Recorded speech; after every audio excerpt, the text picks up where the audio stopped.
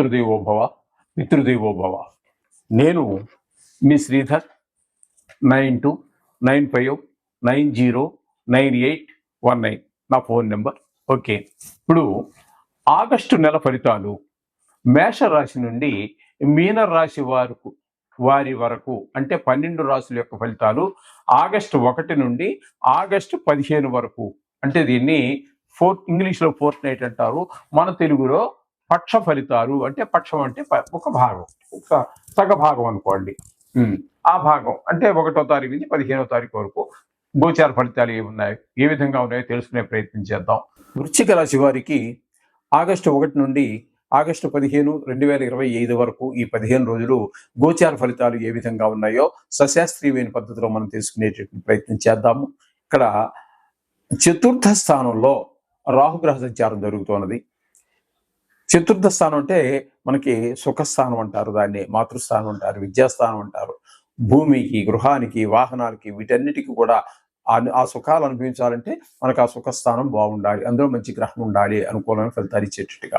ఇక్కడ రాహు ఉండటం అనేటటువంటిది అంత శుభ పరిణామం కాదు. కాబట్టి ఇప్పుడు మనం పైన చెప్పుకున్నటువంటి మాతృ, విద్య, భూమి, గృహ, వాహన ఇత్యాది స్వభావం, వీటన్నిటి విషయాల్లో రాహు వల్ల మనకి వ్యతిరేక ఫలితాలే వస్తూ ఉన్నాయి. అదే కాకుండా పంచమ స్థానంలో ఉన్నటువంటి శని కూడా వక్రించిన కారణంగా నవంబర్ 26 వరకు చతుర్థంలో ఉంటారు. వీరు ఈ వృశ్చిక రాశి వారికి నవంబర్ 26 వరకు అర్ధాష్టమ శని ప్రభావాన్ని ఇస్తూ ఉన్నారు. అర్థమైంది కదండి. అర్ధాష్టమ స్థానంలో ఉన్నప్పుడు ఏ ఫలితాలు ఇస్తారో అవే ఫలితాలు ఇవ్వబోతున్నారు. అంచేత శని ప్రభావం కూడా ఎక్కువగా ఉంటుంది రాహు ప్రభావంతో పాటుగా. వీళ్ళిద్దరూ కూడా ఒకే రాశిలో ఉన్నట్టుగానే భావించుకోవాలి 15 రోజులు. సరే, ఇక్కడికి ఇదైంది. భాగ్యగా అష్టమ స్థానంలో శుక్ర గురుల యొక్క సంచారం జరుగుతోందండి. అష్టమ స్థానంలో శుక్రుని యొక్క సంచారం చాలా శుభప్రదమైనటువంటి ఫలితాలు ఇస్తాడండి. అంటే కష్టాలు ఏమీ రాకుండా చూస్తాడు, అలాగే ధన లాభం వచ్చేటట్టుగా చూస్తాడు, మంచి సన్మానాలు జరిగేటట్టుగా, మంచి పేరు ప్రఖ్యాతులు వచ్చేటట్టుగా ఆ శుక్రుని యొక్క ప్రభావం ఉంటుంది.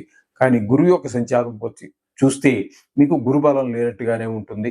గురుబలం లేదు అంటే మీకు ఏమవుతుందంటే కొన్ని శుభకార్యాలను మనం మిస్ అయ్యేటువంటి అవకాశం ఉంటుంది, కొన్ని అదృష్టాలను కోల్పోయేటువంటి పరిస్థితి ఉంటుంది, కొంతమంది డిస్మిస్ అయ్యే అవకాశం, కొంతమంది సస్పెండ్ అయ్యే అవకాశము, పెద్ద దుఃఖము, కొన్ని చోట్ల అవమానాలు, కొన్ని చోట్ల పరాభవాలు, ఇవన్నీ కలిగే అవకాశం అంతా కూడా గురుడు వల్ల కలుగుతూ ఉన్నదండి.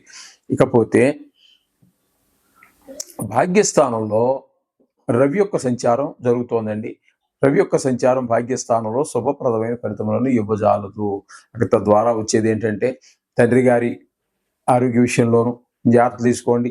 అలాగే దాన ధర్మాలు అవి చేస్తే మంచిది. వాకన సౌఖ్యం కూడా కొంచెం తగ్గేట అవకాశం ఉన్నది. దైవభక్తి కూడా దైవం మీద భక్తి నిలబడనటువంటి పరిస్థితి ఏర్పడుతూ ఉంటుంది. ఈ విధంగా రవి వల్ల కొంచెం అనారోగ్యాలు కూడా వచ్చే అవకాశం ఉంటుంది తండ్రి గారికి ముఖ్యంగా. ఇకపోతే రవితో పాటుగా బుధుని యొక్క సంచారం కూడా జరుగుతూ ఉన్నదండి.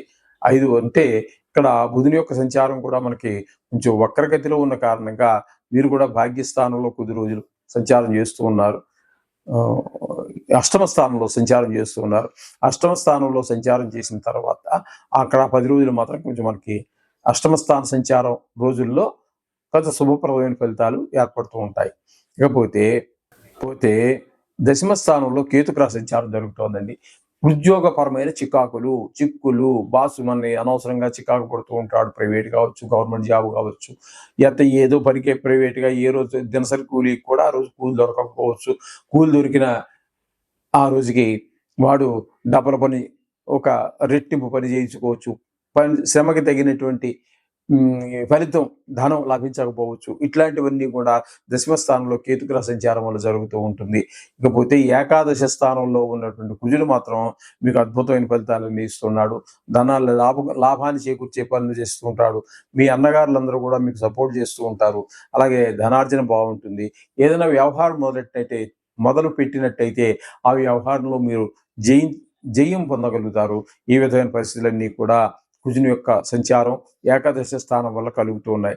చేత కొన్ని గ్రహాలు అనుకూలంగాను, కొన్ని గ్రహాలు ప్రతికూలంగాను ఉన్నటువంటి పరిస్థితి అంతా ఉన్నది. మొత్తం మీద చెప్పుకోవాలంటే పెద్దగా ఎక్కువ గ్రహాలు అనుకూలత లేదు.